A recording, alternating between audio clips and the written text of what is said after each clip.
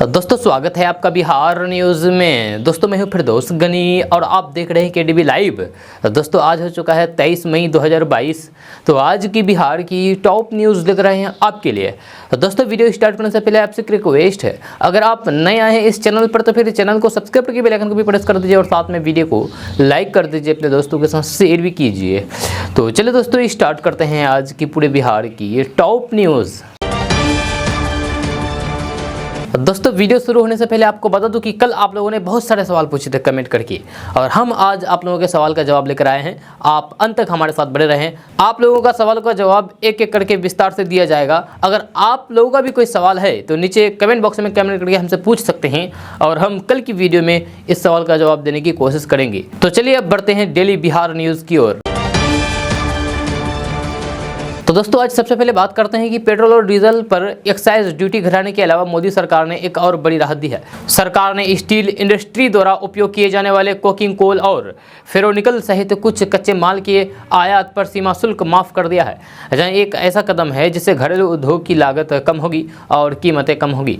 एक अधिसूचना के अनुसार घरेलू उपलब्धता बढ़ाने के लिए लो अयस्क के निर्यात पर 50% तक और कुछ स्टील इंटरमीडिएरीज को 15% तक बढ़ा दिया है। रेट में बदलाव आज से लागू हो भी गई है।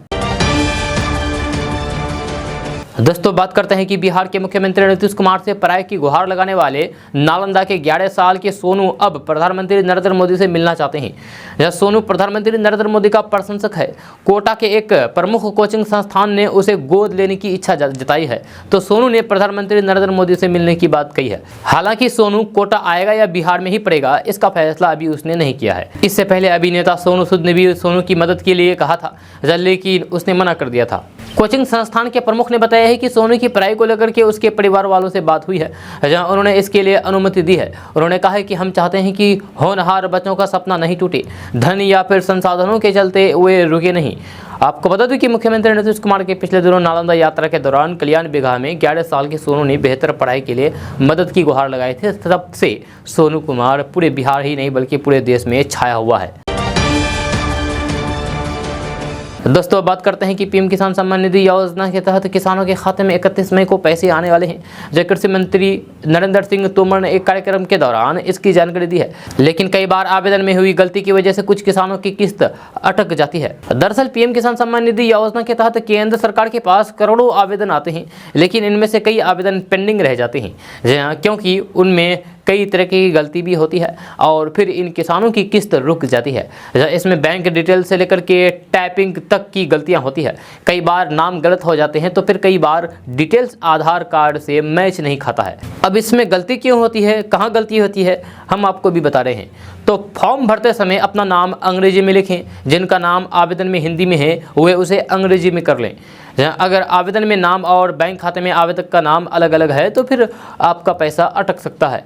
अगर बैंक का IFSC code, bank account number और गांव का नाम लिखने में गलती हुई है तो भी आपकी किस्त आपके खाते में नहीं आएगी। हाल ही में बैंकों के विलय के कारण IFSC कोड बदल दिए गए हैं, इसीलिए आवेदक को अपना नया IFSC कोड अपडेट करना होगा।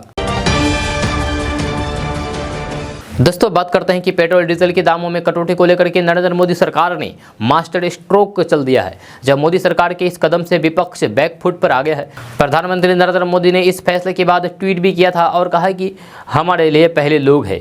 जब पीएम मोदी के इस बड़े कदम से विपक्ष फंस गया है, क्योंकि केंद्र ने अपनी ओर से फैसला लेकर के गेंद राज्य सरकारों के पाले में डाल दी है। अब राज्य सरकारों की तरफ जनता आंखें ताक रही है कि वे कब पेट्रोल डीजल के दामों में कटौती करेगी और उन्हें पेट्रोल और डीजल और सस्ता मिलेगा। वहीं केरल सरकार ने तो तुरंत बात पकड़ ली और राज्य की जनता के लिए ईंधन के टैक्स में कटौती का ऐलान कर लिया। लेकिन अब देखने वाली बात यह होगी कि बाकी भी अपना फैसला बदलेगी या नहीं। जब शनिवार को केंद्र सरकार ने बड़ा फैसला लेते हुए पेट्रोल डीजल के दामों में कटौती की घोषणा की। वित्त मंत्री निर्मला सीतारमण ने ऐलान किया है कि केंद्र सरकार पेट्रोल पर केंद्र उत्पाद शुल्क में 8 रुपये प्रति लीटर और डीजल पर 6 रुपये प्रति लीटर की कमी कर रही है। इससे पेट्रोल की कीमत 9 रुपये 50 पैसे प्रति लीटर और डीजल की कीमत 7 रुपये प्रति लीटर कम हो जाएगी। वहीं प्रधानमंत्री नरेंद्र मोदी ने ट्वीट करते हुए कहा है कि हमारे लिए हमेशा से लोग पहले होते हैं। आज के फैसले विशेष रूप से पेट्रोल और डीजल की कीमत में उल्लेखनीय गिरावट से संबंधित है, जहां अलग अलग क्षेत्र पर सकारात्मक प्रभाव डालेंगे। दोस्तों बात करते हैं कि बांका जिले में पिछले 2 दिन में हुई बारिश के बाद मौसम में काफ़ी बदलाव हो गया है। जब मौसम में बदलाव होने के साथ ही लोगों को गर्मी से राहत मिली है। इसके साथ ही खेतों में नमी होने से किसान खेती में जुताई कार्य जुट गए हैं। इस दौरान शनिवार को अधिकतम तापमान 34 डिग्री सेल्सियस और न्यूनतम तापमान 27 डिग्री सेल्सियस रहा। हालांकि कल से मौसम का मिजाज और बदल जाएगा। अगले 2 दिनों तक बारिश के आसार हैं। मौसम का ये हाल कोसी सीमांचल और पूर्व बिहार के भागलपुर के अलावा बांका, जमुई, लखीसराय, मुंगेर, खगड़िया, मधेपुरा, सहरसा, सुपौल, पूर्णिया, कटिहार, अररिया और किशनगंज में बना रहेगा। रविवार को सुबह से ही मौसम साफ रहा। जब मौसम साफ रहने से दिन में धूप खिली, दोपहर के समय धूप में गर्मी रही, लेकिन पछिया हवा चलने से लोगों को गर्मी का एहसास कम हुआ। इस दौरान दिन का अधिकतम तापमान 34 डिग्री सेल्सियस और न्यूनतम तापमान 27 डिग्री सेल्सियस रहा। कृषि विज्ञान केंद्र के मौसम वैज्ञानिक जुबली साहू ने बताया है कि बारिश के बाद मौसम में काफी बदलाव हुआ है। इसे अधिकतम और न्यूनतम तापमान में 3 से 4 डिग्री सेल्सियस की कमी दर्ज की गई है। बताया गया है कि 23 से 24 तारीख के बीच बारिश होने की संभावना है। इस दौरान अधिकतम और न्यूनतम तापमान में 2 से 3 डिग्री सेल्सियस की कमी दर्ज की गई है। मौसम वैज्ञानिक ने बताया है कि इस बार मौसम समय पर आने से जिले में अच्छी बारिश होने की संभावना है। अभी बारिश होने से खेतों में नमी हो गई है। किसान अच्छी उपज के लिए अपने खेतों की तैयारी अभी से ही शुरू कर दें। खेत की गहरी जुताई करने में खेतों में खरपतवार में की कमी आया होती है। इसके साथ ही मिट्टी ऊपर नीचे होने से उपज भी अच्छी होगी। दोस्तों बात करते हैं कि बिहार का दूसरा एनिमल हॉस्पिटल बनने जा रहा है। आपको बता दूं कि बिहार के जंगलों में घायल या फिर बीमार बाघों का इलाज करने के लिए अररिया के रानीगंज में बिहार के दूसरे एनिमल हॉस्पिटल का निर्माण होगा, जहां गंभीर रूप से बीमार या फिर घायल जंगली जानवरों का इलाज होगा। जब पर्यावरण, वन एवं जलवायु परिवर्तन विभाग के अधिकारी के अनुसार अररिया में स्थित रानीगंज में 4 एकड़ जमीन पर दिसंबर तक 2 मंजिला हॉस्पिटल निर्माण कार्य शुरू किया जाएगा। जब पहले हॉस्पिटल के अंदर क्या क्या सुविधा होगी, इसकी रिपोर्ट बना करके विभाग इसी माह central zoo authority of India को भेजेगा। इसके बाद जैसे ही मंजूरी मिलेगी, हॉस्पिटल निर्माण शुरू कर दिया जाएगा। आपको बता दूं कि अररिया के इस हॉस्पिटल में जंगली जानवरों के इलाज के लिए अत्याधुनिक सुविधा से लैस रहेगा। हर स्थिति में इलाज संभव होगा। बीमार या फिर घायल होने पर जरूरत के मुताबिक अल्ट्रासाउंड किया जाएगा। साथ ही एक्सरे मशीन भी रख दिए जाएंगे। और तो और जानवरों की सर्जरी की भी व्यवस्था होगी। इसके लिए जानवरों के एक्सपर्ट डॉक्टरों को तैनात किया जाएगा। यहाँ 5 डॉक्टरों की टीम रहेगी। वहीं इस हॉस्पिटल में 24 घंटे डॉक्टर मौजूद रहेंगे। इसको लेकर के विभागीय स्तर पर बात चल रहा है। दोस्तों बात करते हैं कि बिहार में देसी नस्ल की गायों की लगातार कम होती संख्या को देखते हुए अब संवर्धन एवं संरक्षण की व्यवस्था की जाएगी। इसके लिए बिहार पशु विज्ञान विश्वविद्यालय में अलग इकाई की स्थापना की जा रही है। इसका नाम देसी गौवंश संरक्षण एवं संवर्धन संस्थान होगा। इसमें गिर, साहिवाल, बछौर एवं पूर्णिया आदि नस्ल की गायों का संवर्धन किया जाएगा। यह प्रारंभिक तौर पर 200 गायों और 10 सांडों की खरीद की जा रही है। इस इकाई के लिए पहले चरण में अधिकारियों और फिर कर्मियों के अलग से 71 पद सृजित किए गए हैं। जल्द ही नियुक्ति की प्रक्रिया शुरू होगी। जहां पहले चरण में योजना पर 40 करोड़ रुपए खर्च का प्राविधान किया गया है। दरअसल सरकार का मानना है कि देसी गायों के दूध ने अब तक भारतीय संस्कृति, संस्कार और स्वास्थ्य को संवारा है, लेकिन पिछले कुछ सालों में बहता सा दूध उत्पादन की होड़ में विदेशी गायों को पालने का चलन बढ़ने से कई नुकसान का सामना करना पड़ा है। जहां कई नुकसान सामने आए हैं। इस वजह से सरकार देसी गायों के संरक्षण और संवर्धन का निर्णय लिया है। दोस्तों बात करते हैं कि बिहार में अब शराब पीने और शराब बेचने वालों पर सरकार कड़ी कार्रवाई करने के मोड में आ चुकी है। यही वजह है कि बिहार सरकार शराब पीने वालों और फिर उसके व्यापार में लगे हुए लोगों को सरकारी योजनाओं से प्रतिबंधित करने की तैयारी में है। पटना में मद्य निषेध विभाग ऐसे लोगों को सरकारी योजनाओं के लाभ के साथ साथ चुनाव लड़ने से रोकने पर भी विचार कर रहा है। जब विभाग के अपर मुख्य सचिव के पाठक ने इस संदर्भ में निर्वाचन, पंचायत राज, परिवहन, सहकारिता, शिक्षा, स्वास्थ्य, उद्योग सहित कई विभागों के पदाधिकारियों के साथ बैठक की है और इस बैठक में अलग अलग अधिकारियों की राय भी ली गई है। बिहार सरकार के शराबबंदी कानून 2016 की धारा 65 में यह प्राविधान किया गया है कि बिहार सरकार चाहे तो किसी भी धारा के तहत चार्ज सीटेड या सजा याफ्ता को कई तरह की सुविधाओं से वंचित कर सकती है। अब इस दिशा में ठोस नियम बनाने पर काम चल रहा है और उसी को देखते हुए मद्य निषेध, उत्पाद और निबंधन विभाग की ओर से मुख्य सचिव के पाठक की अध्यक्षता में हुई बैठक में इस पर मंथन किया गया है। दोस्तों बात करते हैं कि सीमांचल में नशे का कारोबार तेजी के साथ फल फूल रहा है। अररिया जिले के शहर से लेकर के गांव तक अवैध रूप से नशीली दवा का कारोबार फल फूल रहा है। जहां अररिया के अलावा फॉरबिसगंज समेत अन्य सीमावर्ती बाजारों में दवा दुकानों में नशीली दवा बेचने जा रहे हैं, वहीं कई जगह पर तो खुलेआम चाय पान नाश्ता की दुकान में अवैध तरीके से नशीली दवाइयाँ बेची जा रही है। इस अवैध धंधे के कारण कई युवा इसकी लत में फंसे जा रहे हैं। हालांकि नशीली पदार्थों की खेप गाहे बगाहे पकड़ी भी जाती है। ऐसे ही एक मामले में अररिया पुलिस ने नशीली दवा की एक बड़ी खेप के साथ 4 तस्कर को धर दबोचा है। जब बिहार में शराबबंदी के बाद सीमांचल इलाकों में मीठी जहर यानी कि प्रतिबंधित कफ सिरप और नशे के टेबलेट की तस्करी काफ़ी एक्टिव हो गई है। जहाँ अररिया के फॉरबिसगंज में पुलिस ने भारी मात्रा में करीब 20 लाख रुपए मूल्य की नशीली दवाइयों की खेप के साथ नशे के 4 सौदागरों को गिरफ्तार किया है। दोस्तों अब वक्त हो चला है आपके सवालों के जवाब देने का। तो सबसे पहले बात करते हैं, मोहम्मद सुहेल जी ने कमेंट किया है। उन्होंने लिखा है कि भाई किन कारण से राशन कार्ड रद्द किए जा रहे हैं। तो सोहेल जी आपको बता दूं कि जो अपात्र लाभुक है उनका राशन कार्ड रद्द किया जा रहा है। यानी कि जिस वक्त उसको राशन कार्ड जारी किया गया था उस वक्त वो पात्र था, अब उसकी माली हालात ठीक हो गई है, पहले से बेटर हो गई है, जिस कारण वह अब अपात्र हो गए हैं। उन्हीं लोगों का राशन कार्ड रद्द किया जा रहा है। उसके बाद अगला कमेंट लेते हैं अनिश कुमार जी का। उन्होंने लिखा है कि पेट्रोल डीजल का रेट डेली अपडेट कीजिए। जी मैक्सिमम KDB लैब पर डेली ही अपडेट आता है उसका पेट्रोल डीजल का। अब तीसरा कमेंट है मुबारक अररिया का। उन्होंने लिखा है कि इंटर में स्कॉलरशिप का पैसा कब आएगा, तो अब इसका कोई अपडेट नहीं आया है। और उसके बाद कमेंट लेते हैं दीपक यादव जी का। इन्होंने लिखा है कि सर आप तो बिहार वीडियो बहुत तेज़ बनाते हैं, क्या सप्लीमेंट्री का रिजल्ट आएगा 2022 का, कब आएगा? तो दीपक जी आपको बता दूं कि अभी इसकी तरफ से कोई नोटिफिकेशन जारी नहीं किया गया है सरकार की तरफ से। जब नोटिफिकेशन जारी किया जाएगा आपको बता दिया जाएगा KDB लैब के माध्यम से, उसके लिए न्यूज़ आ जाएगा, ठीक है। अब अगला कमेंट लेते हैं कुमार कमलेश रिया जी का। उन्होंने लिखा है गुड मॉर्निंग सर, तो गुड मॉर्निंग जी। उसके बाद अगला कमेंट लेते हैं राकेश कुमार जी का। वे लिखते हैं सन 2018 से ही चक्कर खा रहे हैं राशन कार्ड से नाम अलग करने के लिए। ब्लॉग जाते हैं लेकिन ब्लॉग में बोलता है कि वेबसाइट काम नहीं करता है, चालू नहीं है, फेक वेबसाइट तो बहुत है, इसीलिए आप हमको बताइए कि कैसे हम राशन कार्ड से किसी का नाम अलग करें। तो रोशन कुमार जी आपको बता दूं कि अगर आप राशन कार्ड से नाम अलग करना चाहते हैं तो उसके लिए आपको वेबसाइट की कोई ज़रूरत नहीं है, आप ऑफलाइन के द्वारा राशन कार्ड से अपना नाम अलग कर सकते हैं। इसके लिए आपको अपना राशन कार्ड का एक फ़ोटोकॉपी लेना होगा और जिस नाम को अलग करना चाहते हैं उसका आधार कार्ड लेना होगा और एक खौफ फॉर्म आता है, उस खौफ फॉर्म को आपको भरना होगा। उसके बाद इन सारे डॉक्यूमेंट्स को अटैच करके पिन करके जन वितरण प्रणाली के कार्यालय में जाकर के आपको जमा करना होगा आपके ब्लॉक में जो है। उसके बाद आपका नाम आपके राशन कार्ड से अलग हो जाएगा जिस नाम को आप अलग करना चाहते हैं। अब अगला कमेंट लेते हैं मोहम्मद सलमान जी का। उन्होंने लिखा है गुड मॉर्निंग। गुड मॉर्निंग जी। दोस्तों सवालों के जवाब का सिलसिला अभी तक बस यहीं तक रोक देते हैं, फिर आगे जो भी सवाल बचे हैं उन सारे सवालों का जवाब दिया जाएगा इसी वीडियो में आगे चल करके।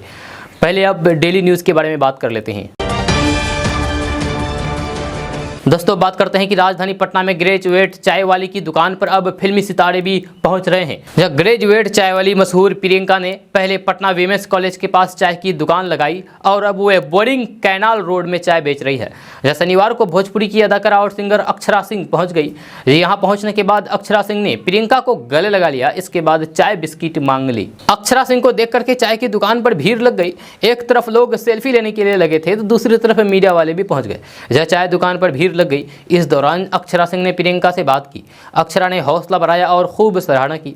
अक्षरा ने एक कप चाय के बदले प्रियंका को 2100 रुपये दिए। हालांकि प्रियंका नहीं ले रही थी, लेकिन अक्षरा सिंह ने कहा कि ये आशीर्वाद है, रख लो, जिसके बाद प्रियंका ने पैसे रख लिए। अक्षरा सिंह ने कहा कि ना सिर्फ बिहार की लड़कियां बल्कि हर लड़की को इतना भरोसा रखना चाहिए और इतना ही डटकर अपने आप के लिए खड़े होना चाहिए। वहीं दूसरी ओर प्रियंका ने कहा कि पता नहीं था कि मैम आएगी, ये मेरे लिए सरप्राइज़ था, बहुत अच्छा लगा। आपको बता दूं कि 24 वर्षीय प्रियंका पूर्णिया की रहने वाली है।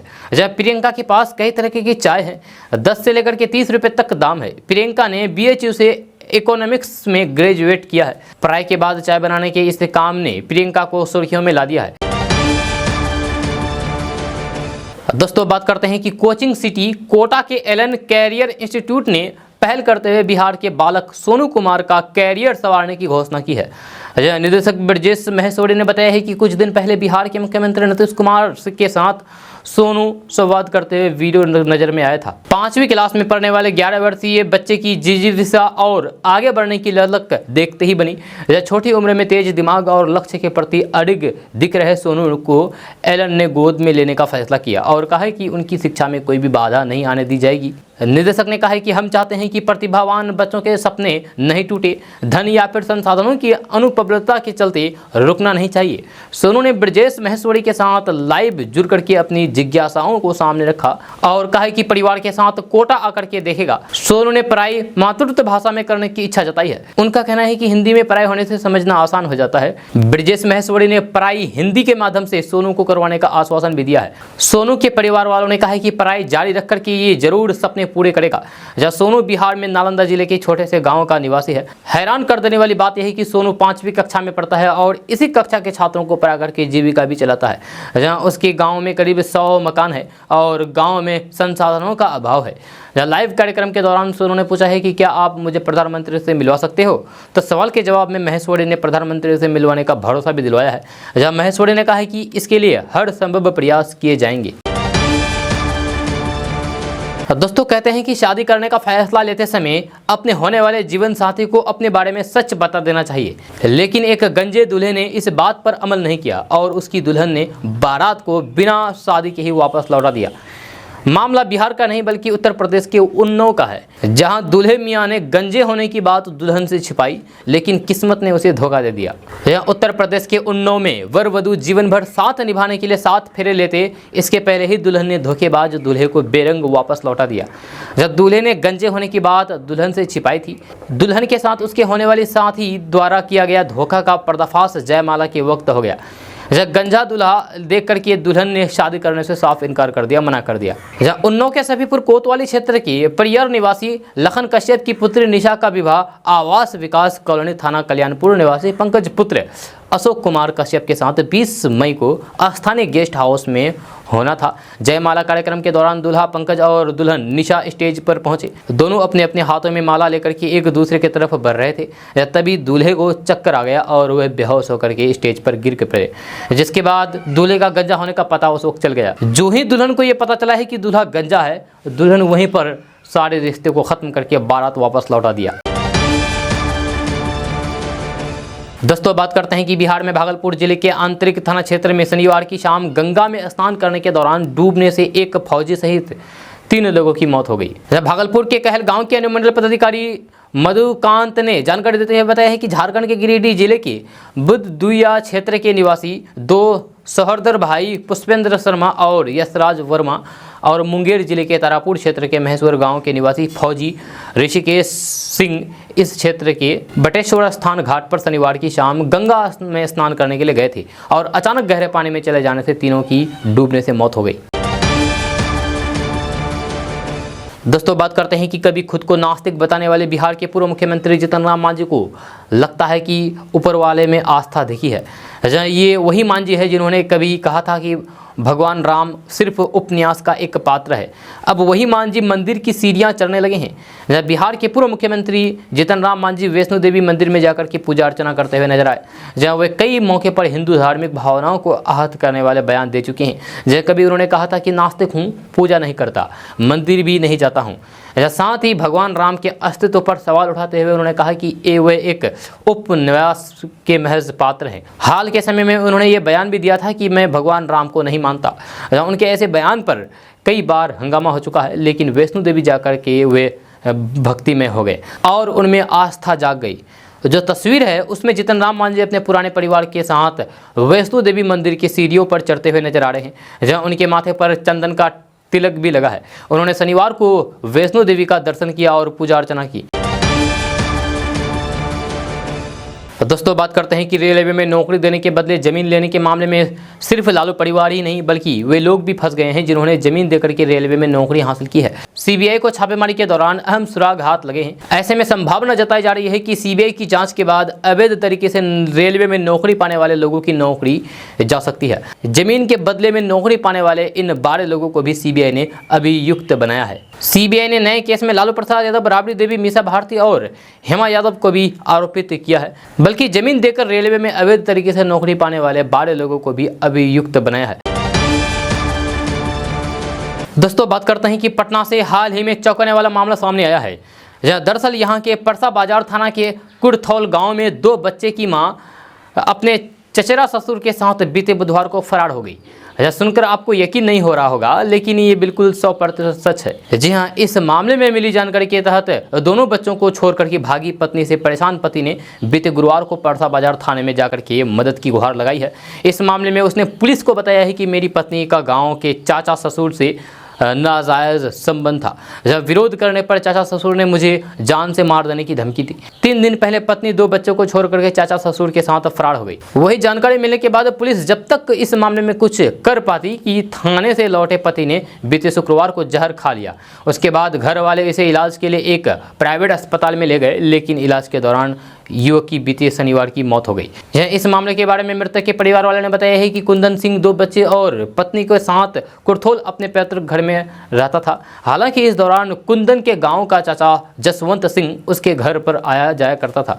जहां उसके घर पर आने जाने के बीच कुंदन की पत्नी चाचा ससुर जसवंत सिंह को पसंद करने लगी और दोनों के बीच प्रेम प्रसंग शुरू हो गया। देखते देखते पूरे गाँव में दोनों के संबंध की चर्चा होने लगी। दोस्तों बात करते हैं कि बिहार में कई जिलों में प्री मानसून बारिश शुरू हो रही है।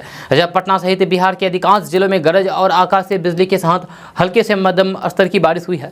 तेज हवा के कारण कहीं पेड़ तो कहीं बिजली के पोल उखड़ गए हैं। जब सीतामढ़ी और बेतिया में सुबह से तेज आंधी के साथ बारिश हुई है, वहीं औरंगाबाद के कई इलाकों में बारिश के साथ ओले भी गिरे हैं। मौसम विभाग ने अगले 24 से 48 घंटे तक तेज रफ्तार से हवा चलने के साथ बारिश का अलर्ट जारी किया है, जो आपको पहले भी बताया गया है। मौसम विभाग के मुताबिक शनिवार से बिहार के अलग अलग हिस्सों में बारिश हो रही है। इस दौरान 24 घंटे में उत्तर पूर्व भागों की अनेक स्थानों एवं उत्तर पश्चिमी, उत्तर मध्य, दक्षिण पूर्व भाग के 1-2 स्थानों पर हल्की से मध्यम बारिश हुई है। पटना में भी रात में पूरी रात गरज के साथ और चमक के साथ हल्की बारिश हुई है। दोस्तों बात करते हैं कि बिहार के पूर्व उप मुख्यमंत्री सुशील कुमार मोदी ने शनिवार को नौकरी के बदले जमीन के मामले में आरजेडी अध्यक्ष लालू प्रसाद यादव और उनके परिवार तथा आरजेडी से 5 सवाल पूछे हैं। जहां भाजपा नेता सुशील कुमार मोदी ने पूछा है कि लालू प्रसाद यादव बताएं कि उनका परिवार 141 भूखंड, 30 से ज़्यादा फ्लैट और पटना में आधा दर्जन से ज्यादा मकानों का मालिक कैसे बन गया। पूर्व उप मुख्यमंत्री सुशील कुमार मोदी ने एक बयान जारी करके पूछा है कि अगर लालू प्रसाद यादव ने रेलवे में नौकरी देने के बदले लाभार्थी से जमीन नहीं लिखवाई थी, तो फिर शिवानंद तिवारी ने तत्कालीन प्रधानमंत्री मनमोहन सिंह को ज्ञापन देकर के सीबीआई जांच की मांग क्यों की थी। राज्यसभा सांसद सुशील कुमार मोदी ने कहा है कि क्या यह सही नहीं कि कांति सिंह ने पटना का अपना करोड़ों का मकान और रघुनाथ झा ने गोपालगंज का अपना कीमती मकान केंद्रीय मंत्री बनने के बाद लालू परिवार को गिफ्ट किया था। संपत्ति को लेकर के लालू प्रसाद यादव को बराबर घेरने वाले मोदी ने पूछा है कि लालू प्रसाद ने पटना हवाई अड्डे के पास स्थित टिस्को के गेस्ट हाउस का स्वामित्व कैसे हासिल कर लिया। दोस्तों अब वक्त हो गया है सवालों के जवाब देने का। तो सबसे पहले बात करते हैं, सरफराज अहमद जी ने सवाल किया है, लिखा है कि जनाब आप हुकूमत वाले लोगों से कहिए कि भ्रष्टाचार के ऊपर सीबीआई जांच करे। तो सरफराज जी आपको बताना चाहेंगे कि जिनके ऊपर कानून लागू करने का जिम्मा रहता है वही कानून का उल्लंघन करते हैं, ये आपको पता है। जब ऊपर से लेकर के नीचे तक सारे अधिकारी भ्रष्टाचार में लिप्त है तो कौन जाँच कराएगा, भूल जाइए। अब अगला सवाल लेते हैं अंचल जायसवाल जी का। उन्होंने लिखा है कि स्टूडेंट क्रेडिट कार्ड से लोन लेने पर स्टूडेंट को रुपया पे करना होता है या फिर पेरेंट्स को, ये जरूर बताएं। तो अंचल जायसवाल जी आपको बता दूं कि जिस स्टूडेंट को लोन दिया जाता है वो पढ़ाई करने के बाद जब उसकी नौकरी लग जाती है तब उसको इस लोन का पैसा पे करना होता है, नहीं तो नहीं। अब अगला सवाल लेंगे राजकिशोर जी का। उन्होंने लिखा है कि मेरा जमीन दस्तावेज भूल गया है, उसका नकल कैसे किसके पास जाना है, जरूर बताएं। तो राजकिशोर जी आपको बता दूं कि अगर आपका जमीन का कागजात नहीं मिल पा रहा है तो फिर आप अपना जिला कार्यालय में जाइए, जिला जो आप भूखंड कार्यालय है वहाँ जाइए, वहाँ जाकर के आप अपना जमीन का जो भी कागजात है निकाल सकते हैं। वैसे भी आप ऑनलाइन भी ट्राई कर सकते हैं, अगर ऑनलाइन उपलब्ध नहीं है तो फिर आप ऑफलाइन के द्वारा जमीन निकाल सकते हैं। उसके बाद अगला कमेंट लेते हैं ATB चैनल से। ये लिखते हैं केडीबी लाइव का फुल फॉर्म क्या है। तो बता दो केडीबी लाइव का फुल फॉर्म। तो केडीबी लाइव का फुल फॉर्म होता है खबर दिन भर बिहार। जैसा के से हो गया खबर, डी से हो गया दिन भर, बी से हो गया बिहार, तो खबर दिन भर बिहार। अब अगला सवाल लेंगे रुखसाना खातून जी का। उन्होंने लिखा है कि 3 महीने से रुखसाना खातून की विधवा पेंशन नहीं आ रहा है। तो रुखसाना खातून जी अभी इसके लिए कोई अपडेट जारी नहीं की गई है, जब नोटिफिकेशन जारी किया जाएगा तो फिर केडीबी लैब के माध्यम से बता दिया जाएगा। अब अगला सवाल लेंगे निहाल हीरो का। ये लिखते हैं कि सीमांचल में मौसम कब तक बिगड़ा रहेगा। तो 24 मई तक सीमांचल में मौसम ख़राब रहेगा, यानी कि कल तक।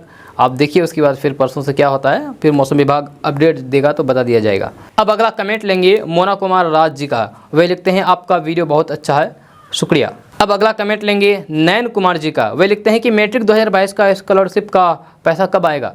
तो इसके लिए अभी नयन जी कोई अपडेट जारी नहीं की गई है। जब अपडेट जारी किया जाएगा तो केडीबी लैब के माध्यम से बता दिया जाएगा। तो दोस्तों सवालों के जवाब का सिलसिला यहीं तक स्टॉप कर देते हैं। जो भी सवाल रह गया है वह आगे चल कर के इसी वीडियो में फिर से जवाब दिया जाएगा। तो जब तक आप हमारे साथ बने रहें, उसके बाद फिर चलते हैं डेली न्यूज़ की ओर। दोस्तों बात करते हैं कि लोकनायक जयप्रकाश नारायण अंतर्राष्ट्रीय हवाई अड्डा पर बन रहे न्यू टर्मिनल बिल्डिंग में निर्माणाधीन आयरन बीम गिरने से 3 मजदूर दब गए। इसमें घायल 2 मजदूरों की मौत हो गई, जबकि एक का इलाज राजा बाजार के निजी अस्पताल में चल रहा है। उसकी हालात गंभीर बताई जा रही है। मृतकों की पहचान जहानाबाद जिले के हुलासगंज थाना अंतर्गत गिदरपुर गांव निवासी राकेश और कौशल उर्फ राजन के रूप में हुई है। वहीं घायल अजय उर्फ राजीव भी इसी गांव का रहने वाला है। एयरपोर्ट थाना अध्यक्ष विनोद पीटर ने बताया है कि घटना की जानकारी मिलने पर पुलिस ने घटनास्थल का मुआयना किया है। दोनों मजदूरों की मौत हो गई है। घायल के बयान पर यूडी केस दर्ज किया जाएगा। आपको बता दूं कि एयरपोर्ट के न्यू टर्मिनल भवन तक गाड़ियों के पहुंचने के लिए फ्लाईओवर का निर्माण किया जा रहा है, जहाँ इसमें लोहे के बीम लगाए जा रहे हैं। जहाँ 6 फीट के बीम को ऊपर चढ़ाया गया और चेक के सहारे रखा गया था। बीच में बीम लचक गया, जिसके नीचे अजय, राकेश और राजन दब गए। जहाँ तीनों को आनन फराने में अस्पताल पहुंचाया गया, जहां राकेश और राजन ने इलाज के दौरान दम तोड़ दिया। दोस्तों बात करते हैं कि सरकारी स्कूलों में पढ़ने वाले दलित, महादलित, अल्पसंख्यक, अति पिछड़ा समुदाय के कमजोर बच्चे अब समर कैंप में भाग लेंगे।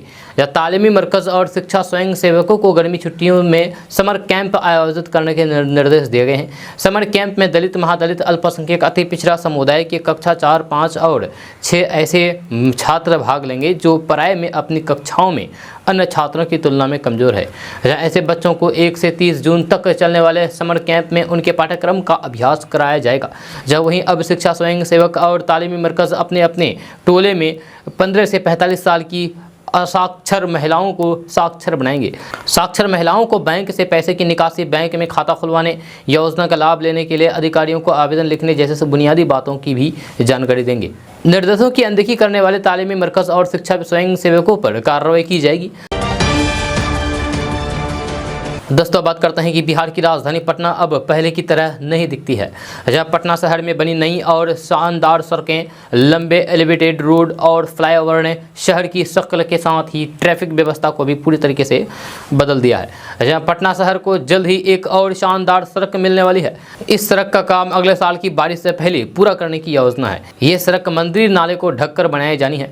जहाँ बिजली तार को भूमिगत करने के लिए मंदिर नाले के बगल में करीब 67 करोड़ रुपए की लागत से RCC डक्ट बनाया जाएगा। इससे ओवरहेड वायर की समस्या से मुक्ति मिलेगी। पटना स्मार्ट सिटी मिशन के तहत मंदिर नाला परियोजना के कार्यों का जायजा लेने के बाद नगर आयुक्त अनिमेश प्राधर ने इसके बारे में विस्तार से जानकारी दी है। दोस्तों बात करते हैं कि अक्सर अपने बयानों को लेकर के सुर्खियों में रहने वाले आरजेडी चीफ लालू प्रसाद यादव के बड़े बेटे और आरजेडी नेता तेज प्रताप यादव ने एक बार फिर से धमाकेदार ट्वीट किया है। इस ट्वीट को लेकर के उन्होंने न केवल विरोधियों पर निशाना साधा है, बल्कि अपनी ही पार्टी के भीतर के दुश्मनों को भी संदेश देने की कोशिश की है। उन्होंने तलखत लहजे में लिखा है कि याचना नहीं अब रन होगा, युद्ध बड़ा भीषण होगा। समस्तीपुर के हसनपुर सीट से राष्ट्रीय जनता दल के विधायक तेज प्रताप यादव ने ट्वीट करते हुए लिखा है कि याचना नहीं अब रन होगा, युद्ध बड़ा भीषण होगा, जनशक्ति फौज लड़ेगा गरीबों को न्याय दिलाने के लिए। जय हिंद। दोस्तों बात करते हैं कि पूरे बिहार से आंगनबाड़ी सेविका और सहायिका के चयन में धांधली को रोकने के लिए चयन प्रक्रिया में बड़ा बदलाव किया जा रहा है। जब विभाग एक नया ड्राफ्ट तैयार कर रहा है जिसे जल्द कैबिनेट में स्वीकृति के लिए भेजा जाएगा। नए प्रस्ताव में अभी की चयन प्रक्रिया में होने वाली आम सभा की भूमिका खत्म हो जाएगी। जहाँ सेविका और सहायिका के चयन में योग्यता को आधार बनाया गया है। जहाँ इसके लिए कम से कम मैट्रिक और अधिक से अधिक स्नातक, PG और किसी विषय से पास उम्मीदवार आवेदन कर पाएंगे, ताकि अंक के आधार पर चयन किया जा सके। नए ड्राफ्ट के आधार पर चयन प्रक्रिया पूरी होने के बाद आवेदक के सभी प्रमाण पत्र को शिक्षा विभाग भेजा जाएगा। अंक पत्र जांच होने के बाद जब विभाग को NOC मिलेगा तो फिर उनका वेतन शुरू किया जाएगा। वहीं फर्जी प्रमाण पत्र देने वालों पर नियमानुसार उसी वक्त कार्रवाई की जाएगी।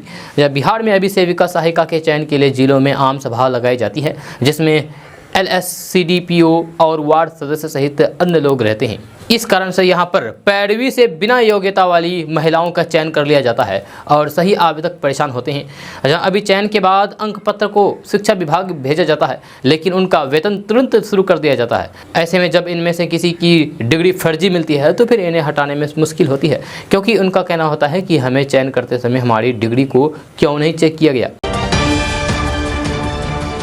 दोस्तों बात करते हैं कि 11 वर्षीय 5वीं पास सोनू कुमार प्रधानमंत्री नरेंद्र मोदी और बिहार के मुख्यमंत्री नीतीश कुमार के विचारों व्याख्यानों से अत्यंत प्रभावित है। जहां उसकी धारणा है कि ये दोनों शासक ईमानदार है और शिक्षा में सुधार ला सकते हैं, पर प्रशासन तंत्र उदासीन है। जब नालंदा के नीमापुर गांव के रहने वाले सोनू कुमार ने बिहार की शिक्षा व्यवस्था की खामियों को बहुत बारीकी से समझा है और वह चाहता है कि प्रधानमंत्री और मुख्यमंत्री शिक्षा की बर्बादी रोकने को यथाशीघ्र कदम उठाए। उसने मुख्यमंत्री नीतीश कुमार से मुलाकात में छात्रवृत्ति अनुदान या फिर मिड डे मील पाने की इच्छा जाहिर नहीं की, बल्कि गुणकारी शिक्षा पाने की गुहार लगाई। उनका कहना है कि जब मंत्रियों, अधिकारियों और अमीरों के बच्चे अच्छी शिक्षा पा सकते हैं तो फिर मुझ गरीब को शिक्षा का अधिकार क्यों नहीं मिल सकता। ये बच्चा अनजान में ही संविधान में प्रदत्त शिक्षा के अधिकार की बात कर रहे हैं। वह एक प्रतीकात्मक बाल प्रतिनिधि बन गया है। संयोग से ये राष्ट्रीय शिक्षा नीति का लागू होने का समय है, जहां सरकार ने शिक्षा में सुधार के लिए हजारों सुझाव लिए हैं, जहां उसमें सोनू का भी ये सुझाव भी शामिल करने योग्य है। शिक्षा को कुप्रभावित करने वाले व्यवधान और बुराइयां जज्ञान के क्षेत्र में विश्व गुरु होने की इच्छाओं पर भारी पड़ रही है। सोनू है तो शिष्य, लेकिन व्यवस्था की तपिश ने उसे गुरु की भूमिका में खड़ा कर दिया है। जहाँ वह 30 छात्रों को पढ़ाता है, जिसे पढ़ना नहीं आता है उससे 50 और जिसे पढ़ना आता है उससे वह 100 रुपये माहवार फीस लेते हैं। दोस्तों बात करते हैं कि बिहार में खेल और खिलाड़ियों की दुर्दशा किसी से छिपी नहीं है। जहाँ रोजगार और संसाधन उपलब्ध कराने की मांग को लेकर के बड़ी संख्या में खिलाड़ी राजधानी पटना की सड़कों पर उतर गए। पटना के डाक बंगला चौराहों पर सैकड़ों खिलाड़ी हाथों में बैनर और पोस्टर लेकर के अपनी मांगों के समर्थन में प्रदर्शन कर रहे हैं। बिहार प्लेयर्स एसोसिएशन के बैनर तले खिलाड़ी सरकार के खिलाफ जमकर नारेबाजी कर रहे हैं। प्रदर्शनकारियों को कहना है कि बिहार सरकार खेल के नाम पर सिर्फ खानापूर्ति कर रही है। बिहार में खेल और खिलाड़ियों का भविष्य अंधकार में हो गया है। बिहार में ना तो खेल को बढ़ावा देने के लिए सरकार संसाधन उपलब्ध करा रही है और न ही सरकारी नौकरियों में खिलाड़ियों की नियुक्ति की जा रही है, जिससे खिलाड़ियों के समक्ष बड़ी समस्या उत्पन्न हो गई है। इस मौके पर प्रदर्शनकारी खिलाड़ियों ने सरकार से नौकरी की मांग करते हुए राज्य के यानी कि बिहार के खिलाड़ियों को बेहतर संसाधन उपलब्ध कराने की मांग की है, ताकि वे खेल के क्षेत्र में देश और राज्य का नाम रोशन कर सके। उनका कहना था कि नौकरी की आस में वे लंबे समय से इंतजार कर रहे हैं, लेकिन अब उनका धैर्य जवाब दे रहा है। दोस्तों बात करते हैं कि बिहार के डीजीपी एसके सिंघल ने शुक्रवार की देर रात कोइलवर पुल पर सादे लिबास में 5 पुलिसकर्मियों को बालू लदे ट्रकों से अवैध वसूली करते हुए पकड़ा है और तत्काल निलंबित कर दिया है। जल निलंबित पुलिसकर्मियों में सहायक अवर निरीक्षक मिथिलेश कुमार सुमन के साथ सिपाही नीरज कुमार मांझी, शांतनु कुमार, अमित कुमार और मुकेश कुमार शामिल है। मुकेश कुमार मुंगेर जबकि अन्य 4 पटना जिला बल में कार्यरत हैं। जहाँ डीजीपी एसके सिंघल ने पटना के एसएसपी को 3 दिनों के अंदर पूरे मामले की जांच करके स्पष्ट रिपोर्ट उपलब्ध कराने का निर्देश दिया है। दरअसल पटना एवं अन्य जिलों के भ्रमण के क्रम में डीजीपी एसके सिंघल के साथ वरिष्ठ अधिकारियों का काफिला कोइलवर पुल से गुजर रहा था। इसी बीच बिहेटा थाने के अंतर्गत कोइलवर पुल के पूर्वी छोर पर कई ट्रकों को अवैध रूप से रोक कर रखा गया था, जिससे जाम की स्थिति बनी हुई थी। इसमें उत्तर प्रदेश और बिहार के ट्रक शामिल थे, जिन पर बालू लदा था। जहाँ ट्रकों को रोक कर रखने वाले पुलिसकर्मी सादे लिबास में थे। जब पुलिसकर्मियों से ट्रकों को रोकने का कारण पूछा गया तो फिर किसी ने संतोषजनक जवाब नहीं दिया। पुलिस अफसरों को आधे देख करके चालक भी ट्रक छोड़ करके फरार हो गए। जहां इससे स्पष्ट हो गया है कि बालू लदे ट्रकों को अवैध वसूली के लिए रोका गया था। ऐसे में अवैध वसूली में शामिल 5 पुलिसकर्मियों को अनुशासनहीन, कर्तव्यहीन, भ्रष्ट आचरण और अयोग्य होने के आरोप में निलंबित कर दिया है। दोस्तों बात करते हैं कि केंद्रीय सड़क परिवहन और राजमार्ग मंत्री नितिन गडकरी ने कहा है कि अगले 2 साल में इलेक्ट्रिक व्हीकल की कीमत पेट्रोल गाड़ियों के बराबर हो जाएगी। ये खबर कार और बाइक चलाने वालों को बहुत ही सुकून देने वाली है। केंद्रीय मंत्री नितिन गडकरी ने कहा है कि प्रौद्योगिकी और हरित ईंधन में तेजी से प्रगति से इलेक्ट्रॉनिक ऑटोमोबाइल की लागत में कम हो जाएगी, यानी कि आम लोगों को फायदा होगा। अगले 2 साल में पेट्रोल से चलने वाले वाहनों के बराबर इलेक्ट्रिक व्हीकल की कीमत हो जाएगी। यह केंद्रीय मंत्री ने कहा है कि ये एक क्रांति ला सकता है। नितिन गडकरी सड़क परिवहन और राजमार्ग मंत्रालय 2022-23 के लिए अनुदान की मांगों पर लोकसभा में जवाब देते हुए जानकारी दी है कि प्रभावी स्वदेशी ईंधन को स्थानांतरण करने की जरूरत है। इलेक्ट्रिक ईंधन जल्द वास्तविकता बन जाएगा, जहां इससे प्रदूषण के स्तर में कमी आएगी। भारत ही नहीं, पूरी दुनिया भर में प्रदूषण एक बड़ी चुनौती के रूप में सामने है। दोस्तों, बात करते हैं कि हेल्थ इंश्योरेंस के मामले में बिहार देश भर में फिसदी है। भले ही केंद्र सरकार की महत्वाकांक्षी आयुष्मान भारत योजना जैसे बड़ी हेल्थ इंश्योरेंस योजना चल रही है, लेकिन इसके बावजूद भी बिहार के गरीब इस योजना से नहीं जुड़ पा रहे हैं। जहाँ कहीं ना कहीं इसके पीछे सरकारी उदासीनता नजर आ रही है। जहाँ पटना में आकर के कंस्ट्रक्शन क्षेत्र में मजदूरी करने वाले उमेश शाह बताते हैं कि उनके पास किसी प्रकार का कोई भी स्वास्थ्य बीमा नहीं है। जहाँ मजदूरी करते हैं और दिन भर में 300 रुपये कमाते हैं। उन्हें पता है कि स्वास्थ्य बीमा नाम का भी कुछ होता है, लेकिन उन्होंने इसे नहीं लिया है। आयुष्मान भारत योजना के बारे में भी सुना है, लेकिन अधिक जानकारी नहीं है। कंस्ट्रक्शन क्षेत्र में ही दिहाड़ी मजदूरी करने वाले रीना देवी बताती है कि उनके पास किसी प्रकार का कोई भी स्वास्थ्य बीमा नहीं है।